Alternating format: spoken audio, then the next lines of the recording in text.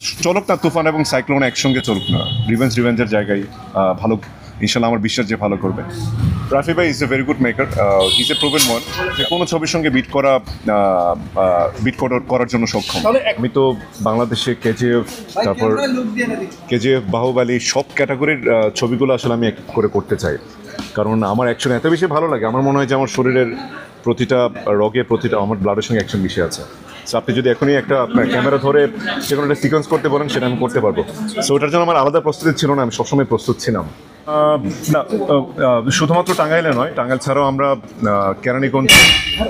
কেরানীগঞ্জে আপনার ট্রেলারে যে বিগিনিং সিনটা দেখেছেন, সেটাও আমরা সকাল 10টায় শুরু করে আমরা পরের দিন সকাল 10টায় বাসায় এসেছি। সো ওগুলো সবগুলোই আসলে অনেক পরিশ্রম করতে হয়েছে, আর অ্যাকশনের জন্য এক্সট্রা অনেক এফোর্ট দিতে হয়, কারণ লোকেশন ওয়াইজ কিছু কিছু লোকেশন আছে হয়তো আমরা সেকেন্ডে তার কাজ করার স্কোপ পাই না, সেই জন্য অনেক প্রেশার নিয়ে আমাদের কাজ করতে হয়। সানস্ক্রিনে অনেক সময় দেখা যায় চোখে অনেক প্রচণ্ড ঘুম থাকা সত্ত্বেও আমাদের এক্সপ্রেশন দিতে হয় যে আমাদের চোখে ঘুম নেই।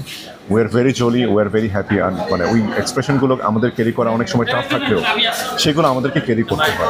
সো মানে this are all are challenging part for us. Revenge, আমি আসলে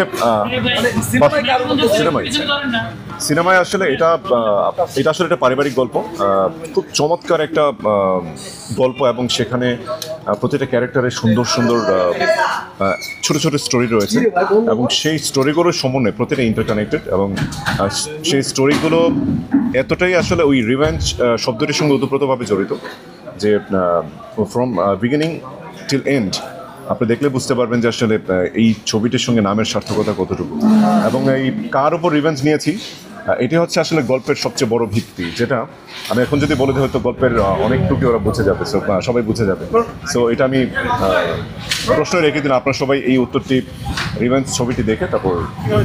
রাফি ভাই is a very good maker, is a proven one, এবং তিনি আসলে একটা আর্টিস্টকে ডিফারেন্ট ওয়েতে প্রেজেন্ট করার মতো কতটুকু ক্যাপাবিলিটি আছে সেটা উনি প্রমাণ করেছেন। এবং আসলে আমি সত্যি বলতে আমি মনে করি যে প্রতিটি সিনেমা হচ্ছে দর্শকদের জন্য, দর্শকদের যেটা ভালো লাগবে তারা সেটা দেখবে। এবং আমি স্টেজেও বলেছিলাম যে আমার ছবির সবচেয়ে বড় স্ট্রেংথ হচ্ছে গল্প এবং মেকিং, এবং আপনারা জানেন যে বিজিএমটা আমরা সাউথ ইন্ডিয়ার একদম অ্যাজ ইউজুয়ালি যারা খুব বড় বড় অ্যাকশন ফিল্ম মেকিং করে তাদের ওখান থেকে করেছি, কালারগুলো আমরা সাউথ ইন্ডিয়া থেকে করেছি। সো সব কিছু মিলে আমার কাছে মনে হয় যে we have a very strong content, এটা যে কোনো ছবির সঙ্গে করার জন্য সক্ষম। তাহলে এক কথায় বলা যেতে পারে যে শাকিব খানের তুফানকে টক্কর দিবে হচ্ছে রোশান মুভির রিভেঞ্জ। চলুক না তুফান এবং সাইক্লোন একসঙ্গে চলুক না, রিভেঞ্জের জায়গায় ভালো, ইনশাল্লাহ আমার বিশ্বাস যে ভালো করবে। তুফান, রাফি ভাই তুফান অবশ্যই ডেফিনেটলি সেই জায়গা থেকে ভালো করবে।